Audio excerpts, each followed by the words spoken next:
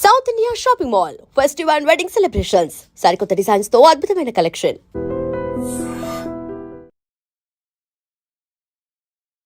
Hi hello నమస్తే, welcome back to iDream media.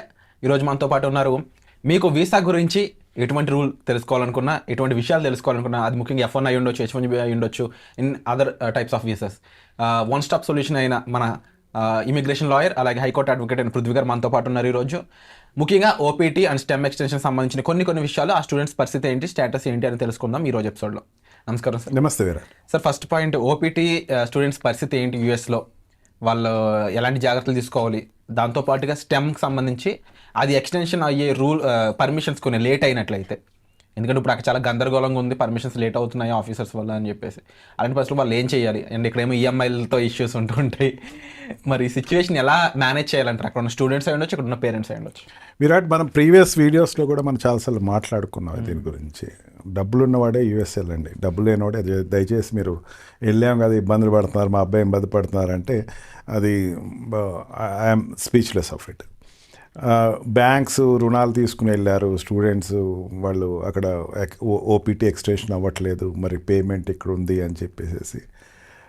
Educational visa మీద వెళ్ళిన వాళ్ళకైతే ఆ ప్యాకేజెస్లో ఉండేటువంటి దాంట్లో ఆటోమేటిక్గా ఇంకో 2 years ఏదో ఎక్స్టెన్షన్ ఉంటుంది వాళ్ళకి పేమెంట్ దాని మీద. అంటే అక్కడ జాబ్ వచ్చిన తర్వాత పే చేయటం, ఓపీటీలో సగం పే చేసినా సరే మళ్ళీ ఇక్కడ బ్యాంక్కి పంపించుకుంటే ఆటోమేటిక్గా వాళ్ళు కన్సిడర్ చేస్తారు, అది పెద్ద ఇష్యూ కాదు.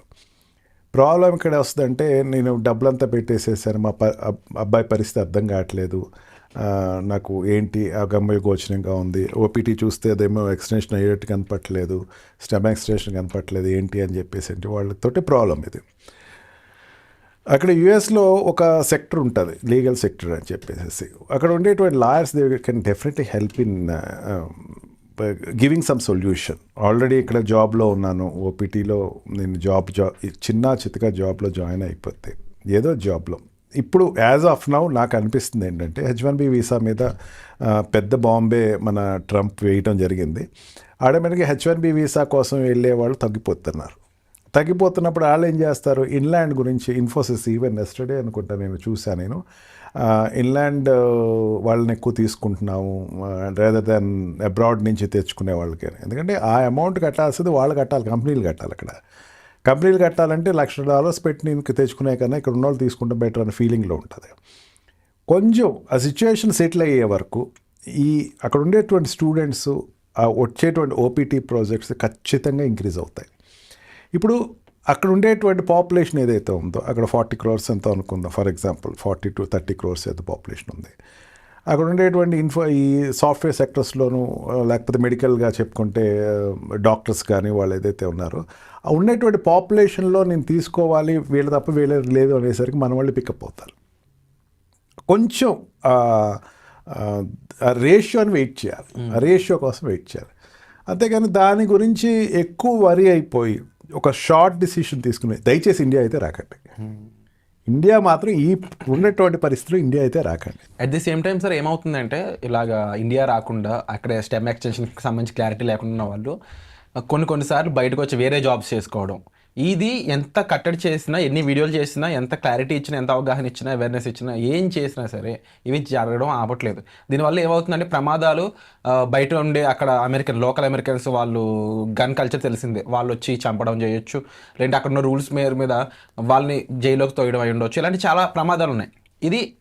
దీనికి సంబంధించి అక్కడ స్టూడెంట్స్కి ఏం చెప్తారు?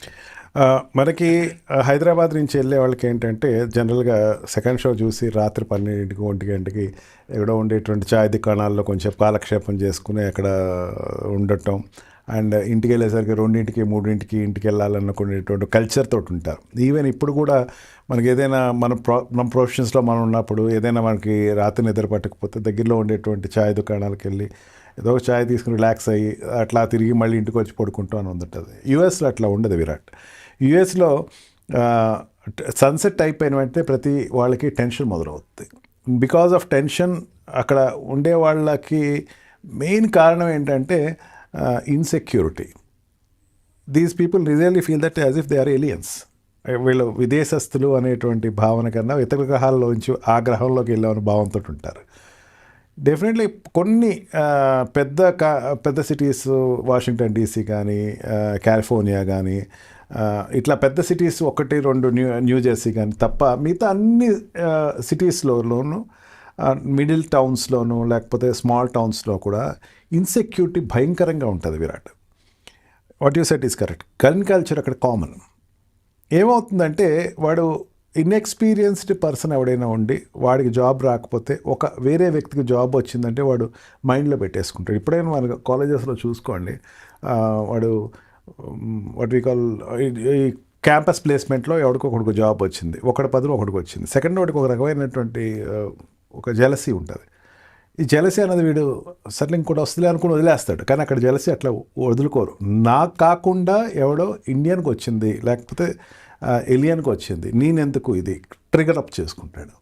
వీళ్ళు ఒక యూనియన్ ఫామ్ అవుతారు. యూనియన్ ఫామ్ అయ్యి వీళ్ళందరూ కూడా వీడిని ఎట్లయినా ఎండ్ చేయాలనుకునేవాళ్ళు ఒక సెక్టర్ ఉంటారు. రెండోది ఏంటంటే మన స్టూడెంట్స్కి ఎంత చెప్పినా సరే ఆల్టర్కేషన్స్ అనేది ఆగరు. వీడు మందులోనో తాగుతున్నప్పుడు గొడవలో లేకపోతే స్ట్రీట్ ఫైట్స్లోనో లేకపోతే మిగతా స్టూడెంట్స్ తోటి గొడవలు ఇవన్నీ ఇక్కడ అలవాటు ఉన్నట్టు అక్కడ కూడా ఇప్పుడు ఉస్మానియా కాలేజీలో ఉండేటువంటి గొడవలు అక్కడ కూడా కంటిన్యూ అవుతూ ఉంటాయి. ఇక్కడ ఆంధ్ర యూనివర్సిటీలో ఉన్న గొడవలు అక్కడ కూడా కంటిన్యూ అవుతాడు. వీడు ఖాళీగా ఉండడు. వీళ్ళు ఏంటంటే సీరియస్లీ వాళ్ళ కెరియర్ బిల్డప్ చేసుకునే దానికన్నా మిగతా యాక్టివిటీస్లో ఎక్కువ మంది ఉంటారు. గర్ల్ ఫ్రెండ్స్ దగ్గర గొడవలు కావచ్చు లేకపోతే ఇంకో ఏదైనా గొడవలు కావచ్చు. వీళ్ళు ఎప్పుడు టార్గెట్ అయిపోతారు. నేను ఎప్పుడు ఒకటే మాట చెప్తాను, నువ్వు అక్కడికి వెళ్ళావా, జాబ్ చేస్తున్నావా, సంపాదించుకుంటున్నావా, ఎయిమ్ ఫర్ గ్రీన్ కార్డ్. నీ గ్రీన్ కార్డ్ వచ్చే వరకు మలకుండా ఉండు. గ్రీన్ కార్డ్ వన్స్ వచ్చిన తర్వాత దాన్ని you feel that yes I can stay in this country అనుకో. నువ్వు H1B వీసా వచ్చేసేసి నీ ఇక్కడ I can stay in this country అనుకుంటే అది పెద్ద అబద్ధం. స్టూడెంట్స్ ఏంటంటే ఒక్కసారి అమెరికా వెళ్ళిపోయిన తర్వాత ఇక్కడ నుంచి రాంగ్ ఫీడప్ అవుతారని నా ఉద్దేశం. ఇక్కడి నుంచి అమెరికా వెళ్ళిపోతే ఇంకా ఏదో రకంగా ఇక్కడ ఉండిపోదాం, ఏదో రకంగా ఇక్కడ సాధించుకుంటాం అని చెప్పేసి ఒక భావంతో ఉంటారు. దానికన్నా ఎలాగ ఉండటానికి ఇక్కడ ఏమేమి నేను ఉపాయాలు ఆలోచించాలని ఆలోచించడం. లాస్ట్ ఒక ఎపిసోడ్లో మనం చేసాం ఒక తమిళియన్ గురించి. వాడు IO వీసా తెచ్చుకున్నాడు. ఎట్లా తెచ్చుకున్నాడు? చాలా కష్టపడి ఇంటలెక్చువల్ వాడు క్రియేట్ చేసుకుని వాడు ఎరీనా క్రియేట్ చేసుకుని మ్యాక్సిమం పేపర్ సబ్మిట్ చేసి రీసెర్చ్ పేపర్ సబ్మిట్ చేసుకుని IO వీసాకి ఎలిజిబుల్ అయ్యాడు. నువ్వు కాన్సన్ట్రేట్ చేయాల్సింది అట్లాగా. ఈ H1B వీసాతో ప్రాబ్లం వస్తూ ఉంటే IO వీసాస్ ఎట్లా తెచ్చుకుందాం, ఇంకొక ఇంటలెక్చువల్ వీసాస్ ఎట్లా తెచ్చుకుందాం, దీని మీద కాన్సన్ట్రేట్ చేస్తే career will be wonderful. 9 doors close అయితే ఒక డోర్ ఓపెన్ ఉంటుంది. ఆ విషయం మీరు అర్థం చేసుకోండి. దానికి సంబంధించి డౌట్స్ ఉన్నా సరే మీకు ఇలాంటి ప్రొఫెషనల్తో మేము ఇంటర్వ్యూ చేసేది కూడా ఆ రీజన్ మీద. ముఖ్యంగా పృథ్వీ గారు దీనికి సంబంధించి నెంబర్ ఆఫ్ వీడియోస్ అనేవి ఒక నాలెడ్జ్లా ప్రొవైడ్ చేస్తూ ఉన్నారు. మీకు మరింత డీటెయిల్స్ కావాలంటే మీరు సార్ని సంప్రదించవచ్చు. He's available for you. And moreover ఇలాంటి విషయాలు మా ముందుకు తీసుకొచ్చి ఒక క్లారిటీ ఇస్తూ ఒక ఆన్సర్ ఇస్తున్నందుకు, ఒక సొల్యూషన్ మాకు చూపిస్తున్నందుకు thank you so much sir. Thank you very much. And for more videos, Please subscribe to iDream. Please subscribe to iDream. Please subscribe iDream. And please subscribe to iDream. For more videos, subscribe to iDream. please like, share and subscribe to the channel. Congratulations, iDream. Subscribe to iDream. Subscribe to iDream. So subscribe to iDream Media. iDream की iDream team अंदर की huge congratulations. Please subscribe iDream Media. Please subscribe to iDream. Subscribe iDream. Please subscribe to iDream. iDream అంటే నా కళల channel subscribe చేసుకున్న నోరు తిరుగుతలేదు, మీరైతే గంట గుర్తు కొట్టండి. For more such videos, please subscribe to iDream. Subscribe to iDream. Please subscribe to iDream. Please subscribe iDream Media. Please do subscribe to iDream. Please subscribe to iDream Media. For best entertainment and information, please subscribe iDream. And don't forget to subscribe to iDream.